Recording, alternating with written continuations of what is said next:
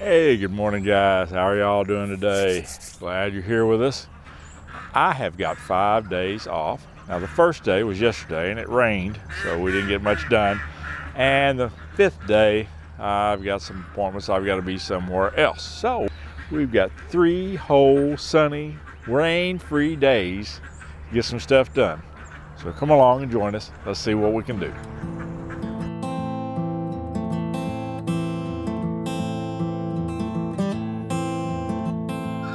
Well, of course, the first thing we've got to do is feed all the animals, check on them on the first sunny day that we're off.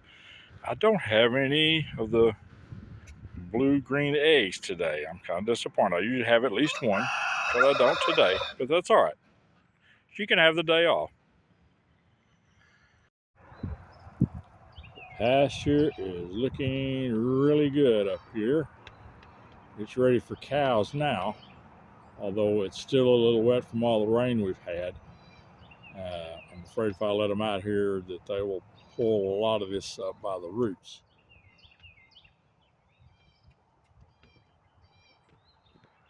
Now my raised beds, I have not had to water the last 5 or 6 days because of the rain, but they're doing good. This is some of my herbs. I've got some sage right there. I have got oregano. No, that is basil. I've got purple cabbage growing right here. I've got some dill growing along this edge of this bed. I've also got some onions. There's one of them that I've planted in here. These are what's left of Liam's onions. We're going to try to let them go to seed and get some more seed if they produce well. So this is my garlic bed, and it's doing real. I need to put a little fertilizer on there and pull a little of this hen's bit out. There's also a little dock over there in the corner I need to get out. And I've got straw down, so that's helped. So I need to put some more straw down. Got a mix. I've got some onions here in the corner. I've got cabbage along this edge. I've got lettuce growing in the middle. That's a Paris Island. I've got some leaf lettuce down there at the end. I've got some carrots starting to come up at the very end down there. And then I've got the normal grasses and things that's coming up in here, which I need to put some straw in to prevent. Also got asparagus coming up. Been harvesting that for about a week. About 2 weeks. Been harvesting that for about 2 weeks, and I probably got another 4 or 5 weeks I can harvest. This is the older set. This is about 5-year-old bed here.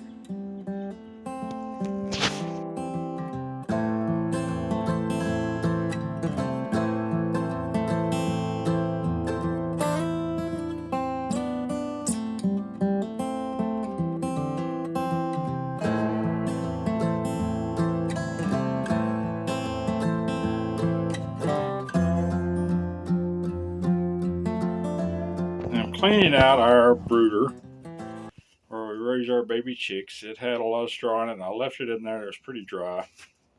I just kept piling it up. Now I'm taking it out, and it's broke down a little bit, and I am putting it on my garden as mulch. I'm taking that mulch from our brooder and spreading it around our broccoli and cauliflower as far as it will go. So I just put it in a bucket, and I'm just going to spread it out throughout here. I'm doing this with my phone, so be patient.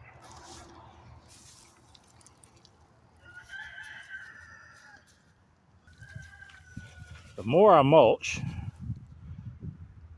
the less I have to weed, and the more time I have to spend on something else. Being I don't have a lot of extra time, that will help me tremendously. As you can see, this is kind of broke down quite a bit. It's real fine, so it works very well for this. The big straw will be a little harder to do, but since this is broken down and in smaller pieces, makes life easier. All right.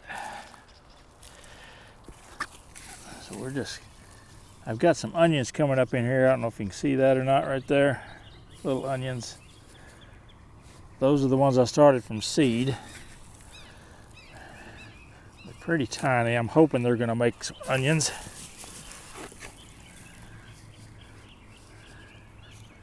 I'm just trying to put this around here to cover up any space I can and kind of tuck it around these onions. I hope I don't cover any up.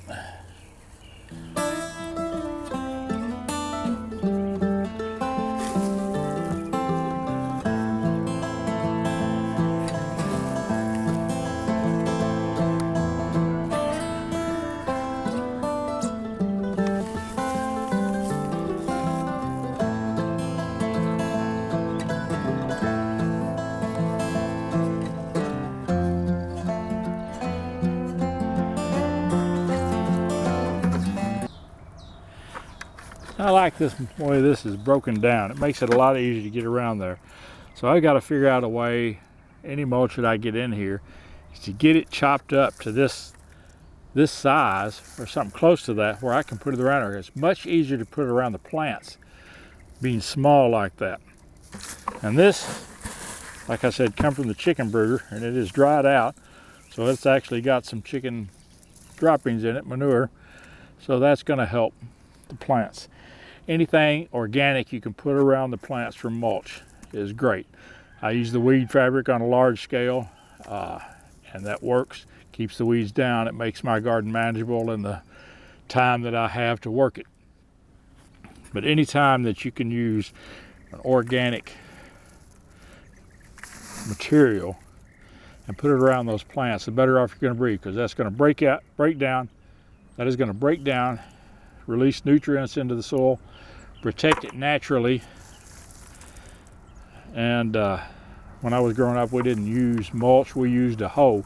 We'd go around all the plants and use that hoe and cut around those plants. And you better get pretty good with that hoe, or you're going to lose some bean plants or corn or something when you're using that. But this, the mulch, I've used it for a while, and I'm learning more and more about it all the time. But anytime you can get mulch, put around a plant, keep the weeds down, plus add organic material to the soil, you're going to be better off. Unfortunately, this is the last of this mulch.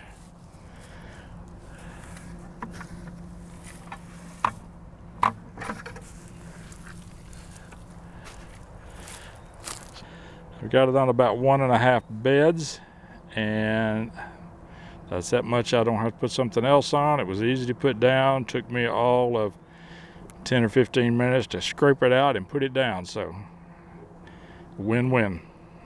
I've got my brooder cleaned out here. I'm going to finish sweeping it out. I'm going to take vinegar, white vinegar, and spray this down liberally to kill any bacteria in here, any viruses and stuff. Kill that down, let it set for a day or two before I move my baby chicks out here. All right. Couldn't find my other broom, so I got this one from the kitchen. Don't tell Kathy. I heard that. All right.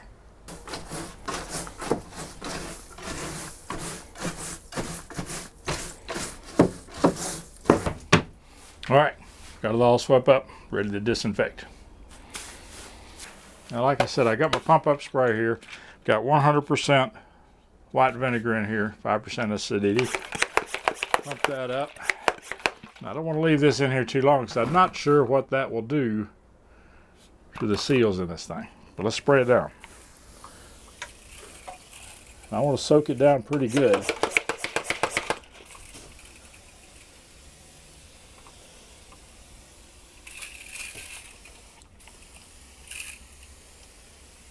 I actually want all surfaces wet with this vinegar. Don't need bacteria.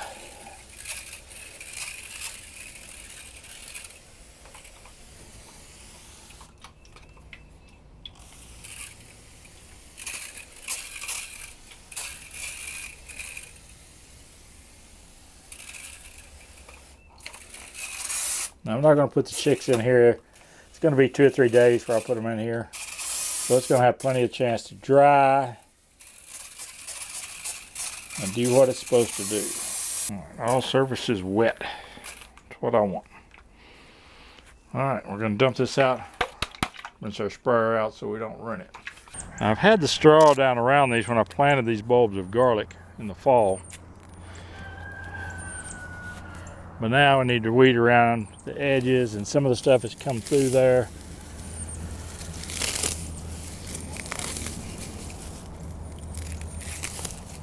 We don't want anything competing with our garlic.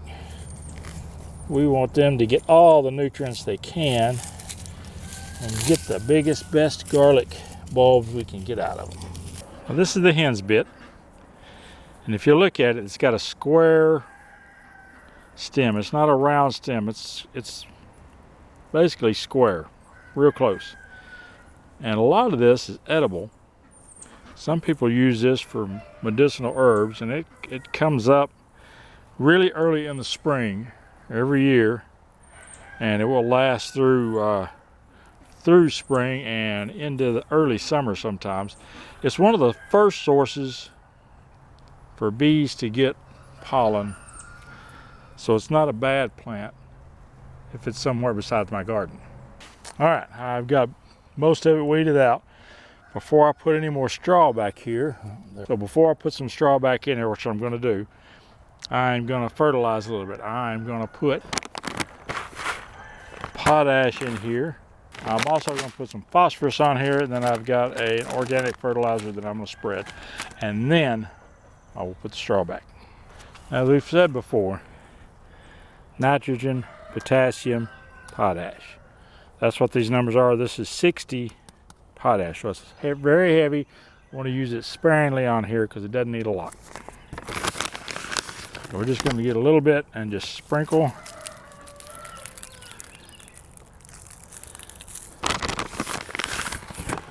About 2 or 3 times what I just showed you is all I'm going to put on this entire bed. All right, now what we're going to use is bone meal. This is the potassium.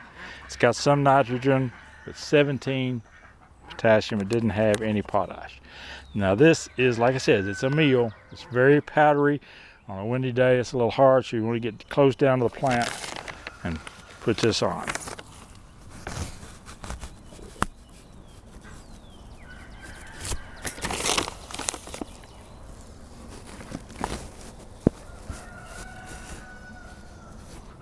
One good thing about being a powder like this on the straw that I'm putting it on, I can see exactly where I've gotten to and where I haven't gotten to.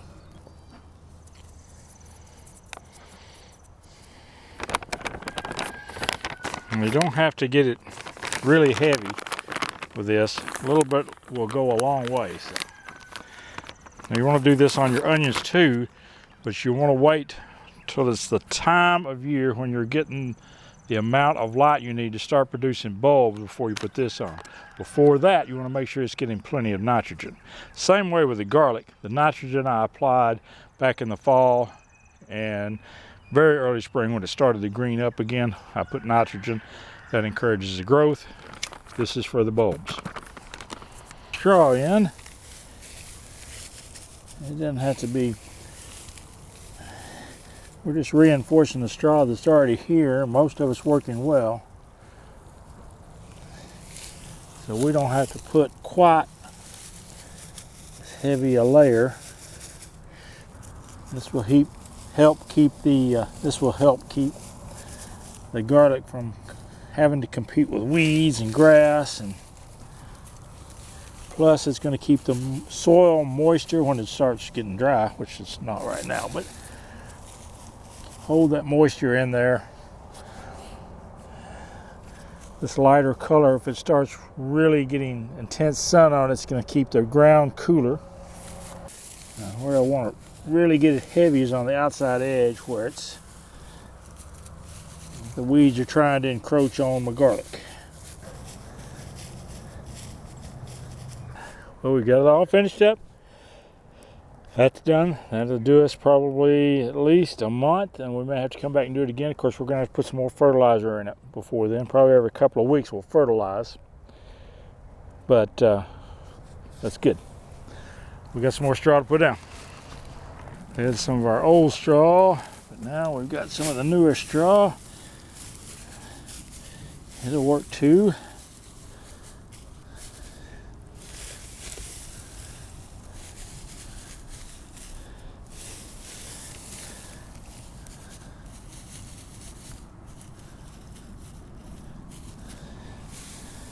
All right, and full, that'll give us a start right there. Well, that's all we got time to do for today. I've still got more daylight, but I've got some other things I've got to do. So we'll see you tomorrow.